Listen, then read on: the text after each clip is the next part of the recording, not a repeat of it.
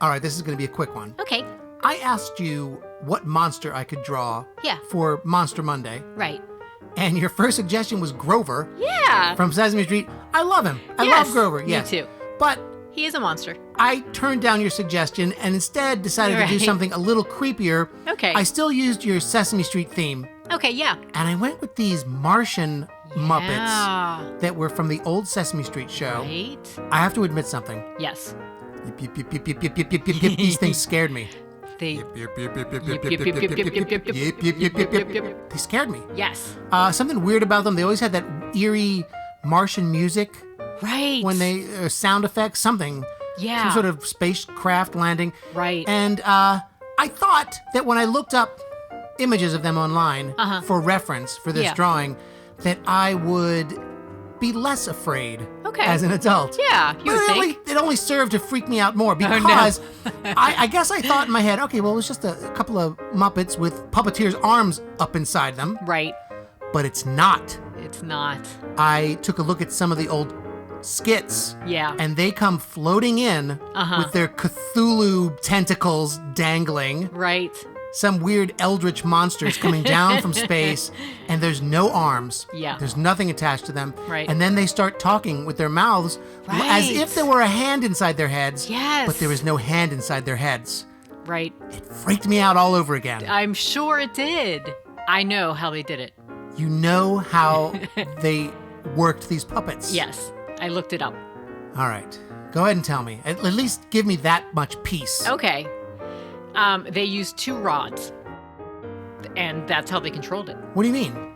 2 rods in there, and they were able to make them move with the rods instead of their hands way up inside. Okay, so the rods, I don't know, I still don't get it. I'm pretty sure they're just actual monsters. They very well could be. All right, I'm coloring this with those Derwent INKtense Watercolor Pencils. They're nice. I really like the color, and I thought for these Muppets, I thought that would be a perfect combination. I think so too. Childlike children's show. Right. Some eerie as heck monsters. Right. And some really bright colored pencils. They're vibrant. Okay, that looks great. It So I does. did that, but you know what? Yeah? I decided I would also draw your Grover. Nice.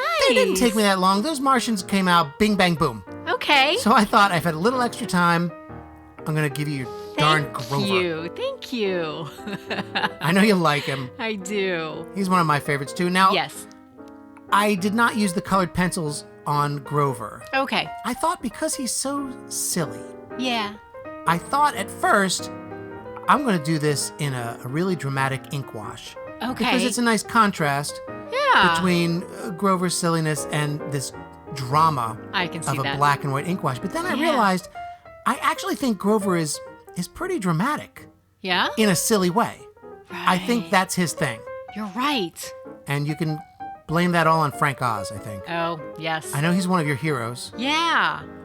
One of my favorite non-Muppet Frank Oz things Tell me. is when he plays the official from the American Embassy that visits David Naughton in the British hospital after David Naughton has been savaged by a werewolf on the moors in American Werewolf in London. Oh my gosh. You don't remember it, do you? I don't remember it. I've seen the movie, of course. Yeah, but... I know you have. We've watched it. Right. Oh my gosh, why don't I remember this? I don't know. It's a really small part for Frank. Okay. I call him Frank. You do? I don't know. You do call him Frank? It's a small part, but so what are some of your favorite non-Muppet Frank Oz parts? Oh, well, most recently we saw him in Knives Out. Knives Out. He was great in that. And I really enjoyed that. He's good. Anything else? Perhaps you're familiar with an obscure science fiction character Okay. named Yoda? Oh, Come on! Of course, Yoda. Of course, Yoda. Where is your brain? Plus, he's directed a lot of stuff. He has, yeah. But I don't know any of the names of movies. I just wanted to set up that Yoda trap for you. And now I'm completely clueless. I know he's done some movies, and none of them are coming to mind right now. It's okay. But still, a great performer, Yes. a great talent, a Yes. great director. We love him. And a great monster. Yes. Grover. Yes. I love this guy. Me too. All right, I felt guilty, so I looked it up. Okay. And Frank Oz, aside from directing The Dark Crystal, Yes, of course. has directed one of my favorite Steve Martin movies and Goldie Hawn movies, Okay. Housesitter, which is just, I love that movie. That's a great movie. And in honor of that movie and Frank Oz, yeah. Michelle has consented to sing a song that was very special to her and her dad. No. No. We're live.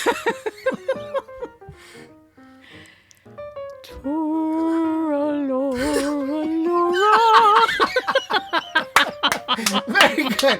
I'm surprised you got that much out. I'm really surprised you got that much out. Can't sing. Wow. Can't sing. Anyway, great movie, Housesitter. It is a great movie. So there are the creepy Martians from Sesame Street, Right. still creepy after all these years. They are. And right next to them, Yeah. a very fuzzy blue, well, pretend he's blue, Aw. Grover. Yes. Let me hear your Grover voice. I'm Grover. Great job. Thank you. That was fantastic. They can call me anytime. That's his catchphrase. Yes, it really is.